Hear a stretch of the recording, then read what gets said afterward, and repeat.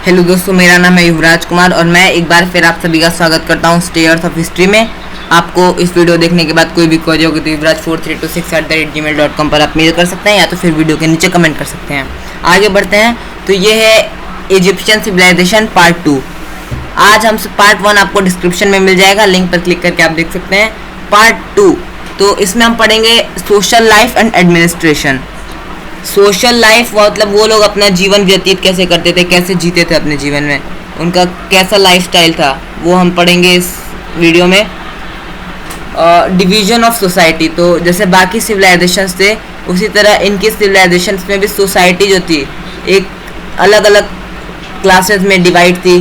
जैसे कि 3 क्लासेस में डिवाइड थे एक्चुअली। अपर क्लास, ये रहा अपर क्लास, मिडिल क्लास और ये रहा लोअर क्लास। अपर क्लास में फेरो यानी राजा जो होता था वो अपर क्लास में होता था। साथ ही साथ इसका चीफ एडवाइज़र होता था मंत्री, वजीर, और इसके साथ साथ हाई प्रीस्ट, हाई रैंक के जो प्रीस्ट पुजारी होते थे वो, और रॉयल फैमिली यानी राजा का परिवार।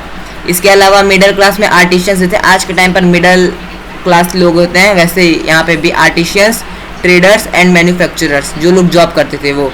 उसके साथ lower class, farmers lower class में होते थे। बाकी सिविलाइजेशंस में फार्मर्स के साथ साथ स्लेव्स भी होते थे, पर यहाँ पर लोअर क्लास में सिर्फ फार्मर्स होते हैं। स्लेव्स के लिए प्रिजनर्स ऑफ वॉर है, जो इंसान युद्ध में कैदी बनकर आता है उसे प्रिजनर्स ऑफ वॉर कहा जाता है, ठीक है। और यहाँ पर जितने भी स्लेव्स थे वो सारे प्रिजनर्स ऑफ वॉर थे। एवरीवन यानी कि जितने भी लोग थे, मेल हो या फीमेल हो, दोनों को कानून की नज़रों में बराबर वो मिला था, सम्मान, बराबर राइट्स दोनों के पास पावर होती है कि वो आराम से मैरी कर सकें, डिवोर्स कर सकें। लेकिन जो स्लेव्स होते हैं, स्लेव्स के पास राइट्स नहीं होते हैं। स्लेव्स को कोई भी सज़ा दी सकती है। स्लेव्स तो पहले से ही कैदी होता है, उसको कोई भी सज़ा दी जा सकती है, उसके पास कोई राइट नहीं होता है, ठीक है।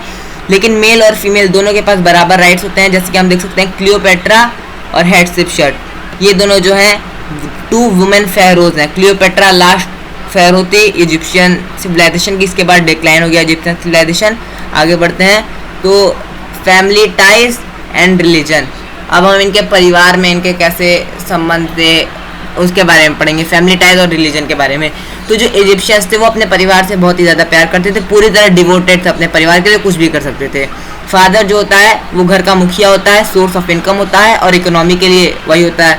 चिल्ड्रेन से क्या एक्सपेक्ट किया जाता है, तो चिल्ड्रेन से एक्सपेक्ट किया जाता है कि वो अपने बड़ों को इज्जत दें, उनका अनादर ना करें। और जो सबसे बड़ा बेटा या तो फिर कभी कभी बेटी जो होती है, उन दोनों के पास भी कुछ राइट्स होते हैं। उनको क्या करना होता है कि जब माता पिता बूढ़े हो जाते हैं, उनका अंतिम दिन आ जाता है, तो उनको अपने पेरेंट्स का बहुत खुशी देनी होती है, जो चाहे वो करना होता है। और साथ ही साथ जब उनके माता पिता की डेथ हो जाती है तो जब दफनाया जाता है एज ए मम्मी, तो इंश्योर करें कि इनको सही ढंग से दफनाया जा रहा है, क्योंकि वो लोग आफ्टर लाइफ में बिलीव करते हैं।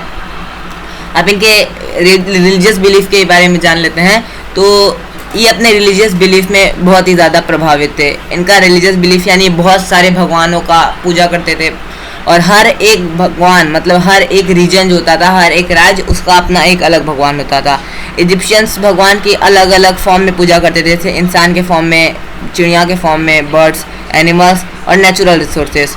और इन सब का जो चीफ गॉड था वो री और रा, ये जो होता है री और रा 2 अलग अलग नाम है। री अलग नाम है और रा अलग नाम है, लेकिन दोनों सन गॉड का ही नाम है। ये रहे सन गॉड इजिप्शियन के, देख सकते हैं ये इजिप्शियन के सन गॉड है। इनको री भी कहा जाता है और रा भी कहा जाता है। ये सारे भगवानों के भी मुखिया हैं। ये सन गॉड सबसे पावरफुल होता है। जैसा कि आप एक मूवी है वॉर ऑफ गॉड्स, ये आप देख भी सकते हैं वहाँ पर, इसे मत देखिएगा, ये हिस्ट्री से कुछ भी रिलेटेड नहीं है उसका। साथ ही साथ आप देख सकते हैं पता नाम है गॉड ऑफ क्रिएशन का। हेतौर को डांस की देवी और म्यूजिक की देवी माना गया है। और होरस को माना गया है गॉड ऑफ स्काई। आगे बढ़ते हैं। इजिप्ट का आर्किटेक्चर, वहाँ के जो लोग थे बहुत ही ज़्यादा स्पेशलाइज्ड थे। एक प्रोफेशनल आर्किटेक्चर वहाँ पे थे, आर्किटेक्ट थे वहाँ पे बहुत ही ज़्यादा कमाल के। तो उनके कुछ नमूने जिसके कारण आज इजिप्ट में बहुत ही ज़्यादा इकोनॉमी होती है टूरिस्ट के कारण, तो इसीलिए होती है ताकि लोग यहाँ आते हैं और देखते हैं। तो ग्रेट पिरामिड ऑफ गीज़ा सबसे पहले मैं आपको दिखा रहा हूँ। दुनिया का सबसे बड़ा पिरामिड है और 7 वंडर्स में से एक है एंशिएंट वर्ल्ड में। ये रहा ग्रेट पिरामिड ऑफ गीज़ा। ये देखिए ये बीच वाला, ये ग्रेट पिरामिड ऑफ गीज़ा है।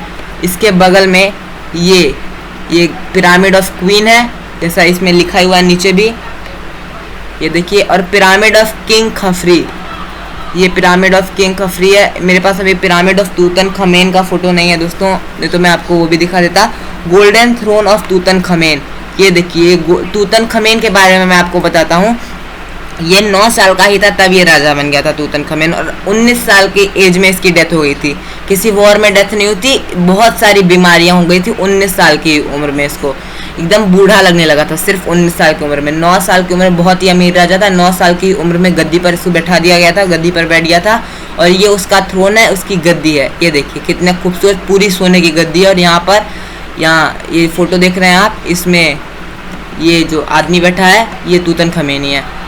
उसके बाद हम देखते हैं स्टैचू ऑफ रमेसिस II, ये है रमेसिस II। इनके स्टैचू के बारे में भी जान लेते हैं। तो रमेसिस II के बारे में पहले जानते हैं। ये न्यू वर्ल्ड का सबसे ज़्यादा पावरफुल किंग था, बहुत सारे इलाके को इसने अपने मुट्ठी में कर लिया था, बहुत ही ज़्यादा पावरफुल किंग था। न्यू किंगडम में 66 ईयर्स तक दोस्तों इसने रूल किया। सबसे पावरफुल किंग था ये न्यू किंगडम का।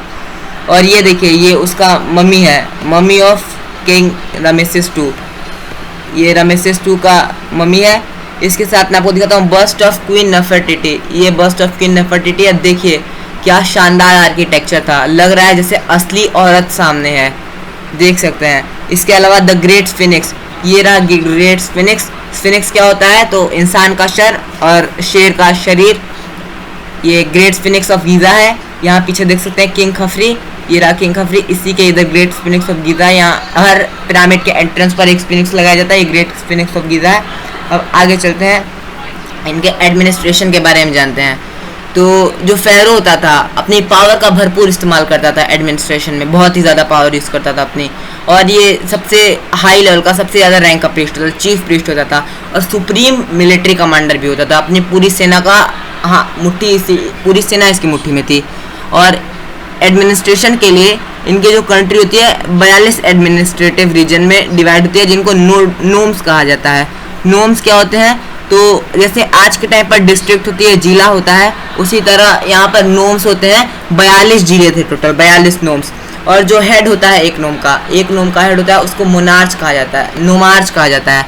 जैसे आज जिला अध्यक्ष होता है डिस्ट्रिक्ट मिनिस्टर DM, वैसे ही उनके टाइम पर नोमार्च होता था। अब इनकी राइटिंग के बारे में जान लेते हैं। तो इजिप्शियंस जो थे वो उन्होंने अपनी हैंड राइटिंग बहुत ही अच्छे तरीके से डेवलप की थी। वो अब जो हैंड राइटिंग लिखते थे उन्हें ग्रीक में हायरोग्राफिक्स कहा जाता है। हायरोग्राफिक्स का मतलब होता है सेक्रेड कार्विंग, और हायरोग्राफिक जो होती है वो सिंबल्स और पिक्चर्स कंसिस्ट करती है। और ये जिस पेपर पर लिखा जाता है उसे पेपिरस कहा जाता है। पेपिरस ये एक वर्ड है जिसका मतलब पेपर इंग्लिश में कर दिया गया है, और ये इजिप्शियन सिविलाइजेशन से लिया गया। पेपिरस को पेपर कहा जाता है। अब इनकी एस्ट्रोनॉमी के बारे में जानते हैं। तो इजिप्शियन सिविलाइजेशन जो था, इसने दुनिया का फर्स्ट कैलेंडर डेवलप किया जो 365 डेज कंसिस्ट करता है।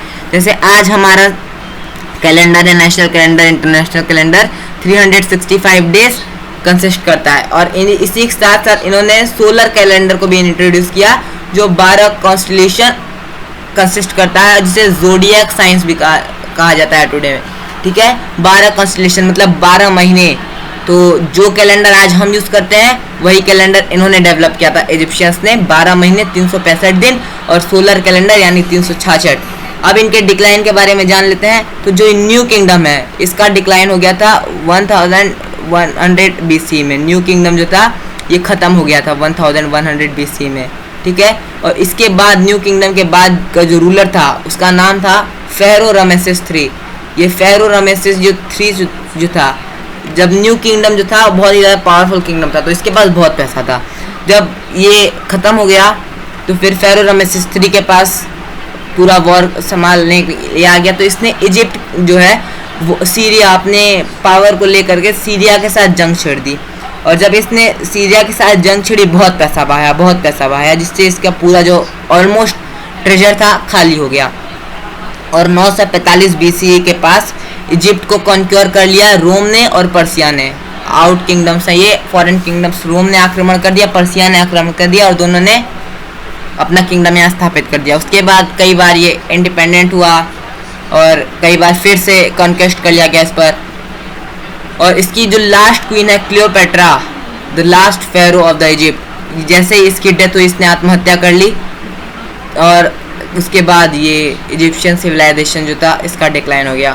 थैंक यू दोस्तों, आप सभी का बहुत बहुत धन्यवाद इस वीडियो को देखने के लिए। इस वीडियो को देखने के बाद इस चैनल को सब्सक्राइब ज़रूर करिएगा, लाइक भी करिएगा वीडियो को। सब्सक्राइब करने के बाद बेल आइकन पर ज़रूर प्रेस करिएगा और जितना हो सके उतना इस वीडियो को शेयर करिएगा। धन्यवाद।